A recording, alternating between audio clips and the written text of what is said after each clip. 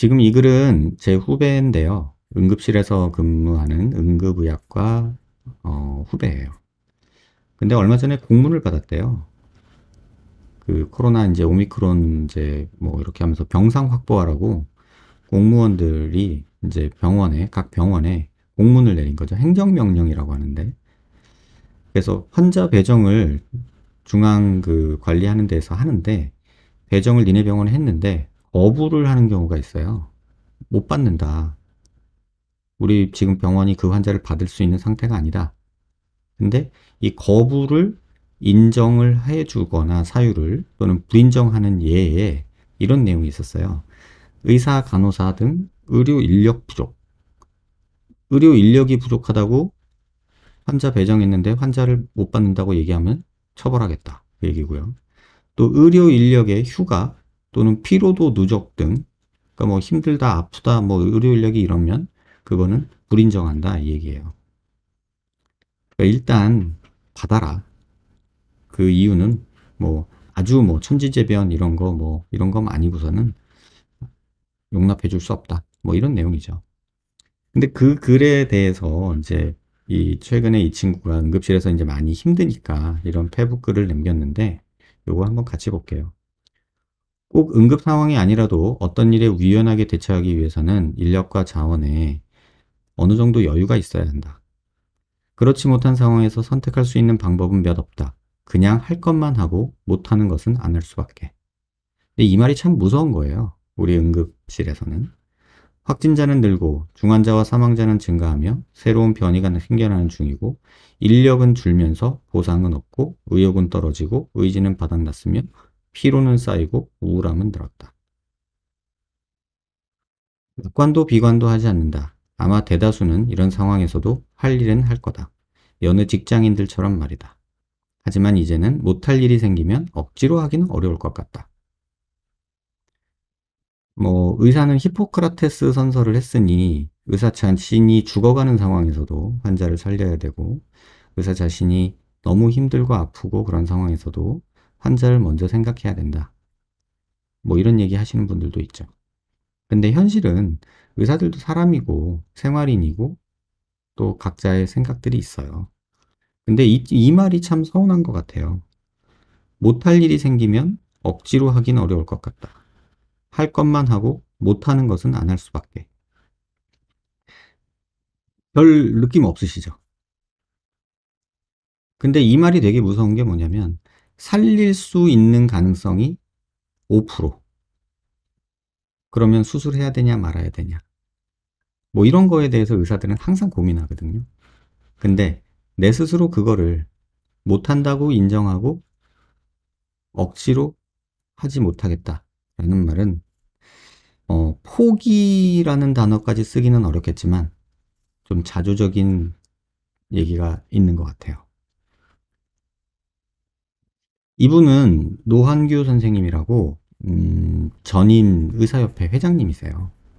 제가 뭐 이분의 그 사상이나 정치색이나 이런 거를 전체적으로 찬성하는 입장은 아니지만 큰 맥락에서는 그 이분의 필력과 글 쓰는 힘과 또 영향력 또 식견 또 철학 이런 부분에서는 상당 부분 동감하는 부분이 많아요. 하지만 정치적인 부분 어떤 그런 부분에 대해서는 저랑은 결이 달라요.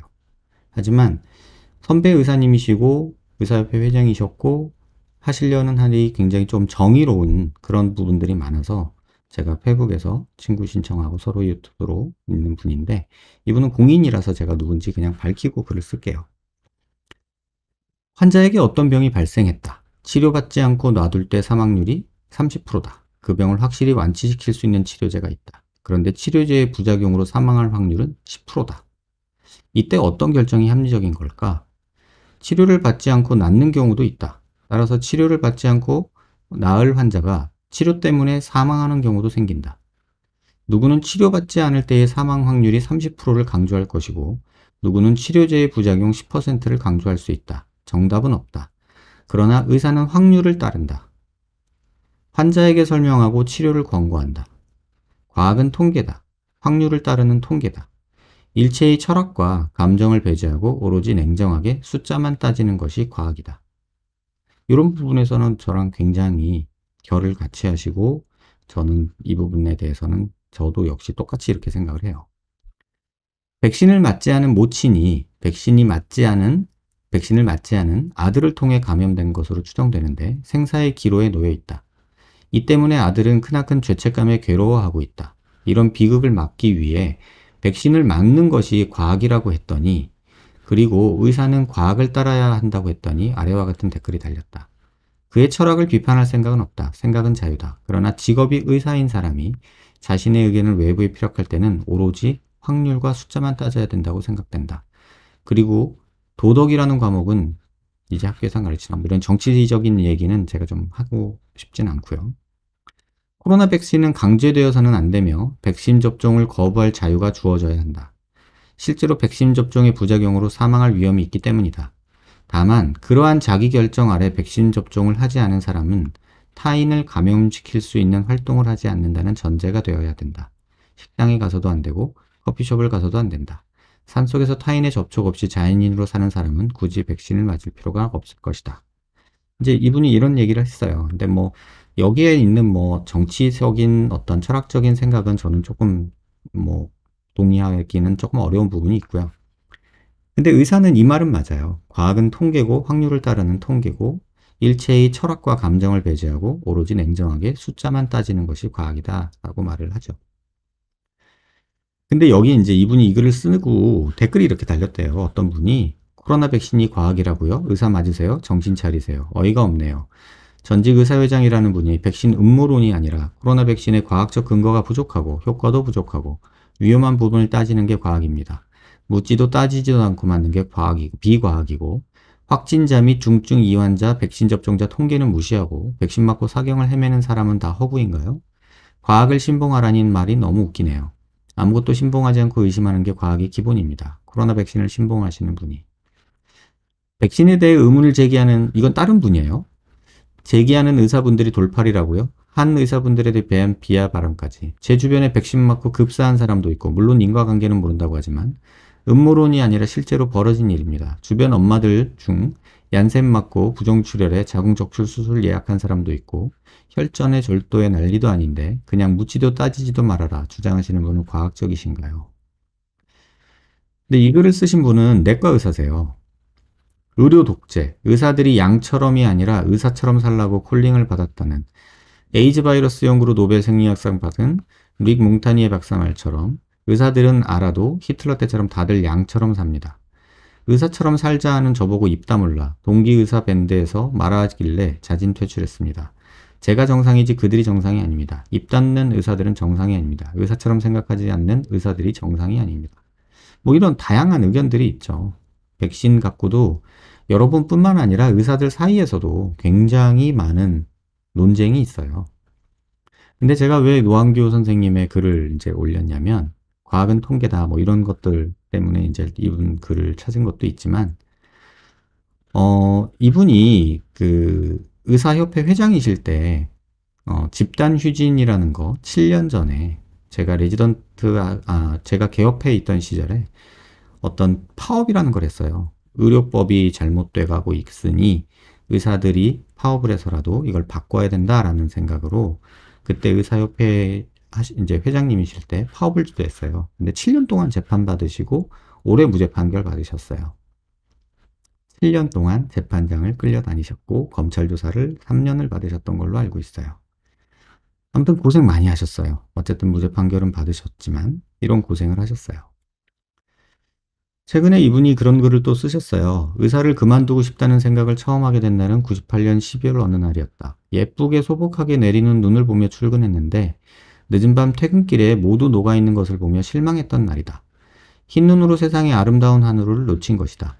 7시 전에 출근해서 11시 넘어 퇴근하거나 아침까지 밤새 수술하는 것이 일상이던 때였다.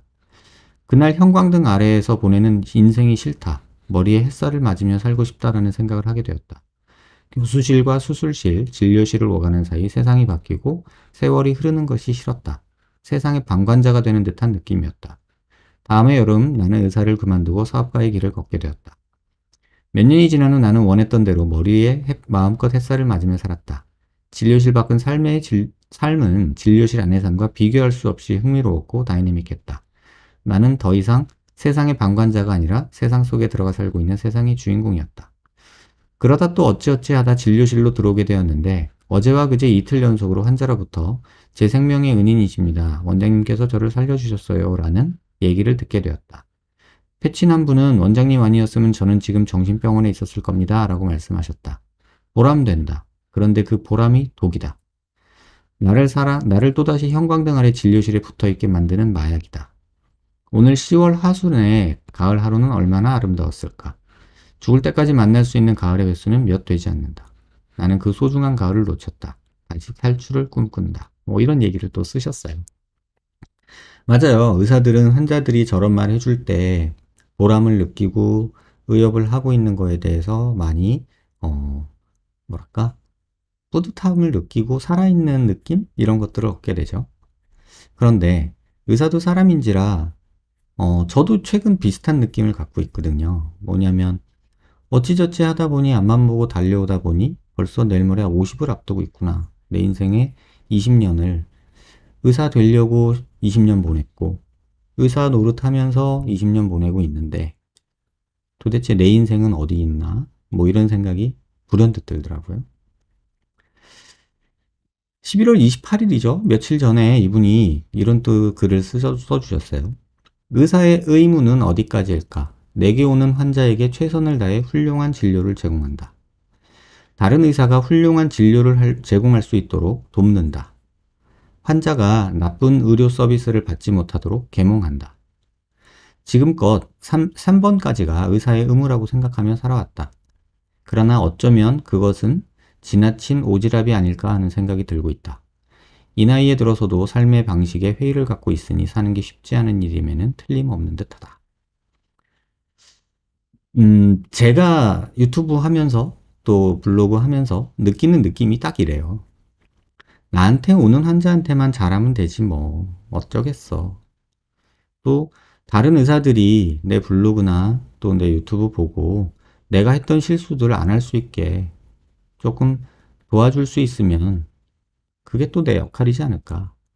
그러다가 조금 더 욕심부려서 수술을 하지 않은 환자들이 또는 수술을 고민하고 있거나 시술을 고민하고 있는 환자들이 내가 써놓은 글을 또는 동영상을 보고 나쁜 의료 서비스를 받지 않도록 하는 게 내가 할 수 있는 최선 아닐까? 거기까지가 내 역할 아닐까? 이런 생각을 했다가 최근에 내가 아무리 말린다 한들 본인이 내가 생각할 때 옳지 않은 나쁜 의료 서비스를 선택을 하고 그 수술을 시술을 갈구한다면 내가 막을 수 있을까? 이런 생각이 또 들더라고요.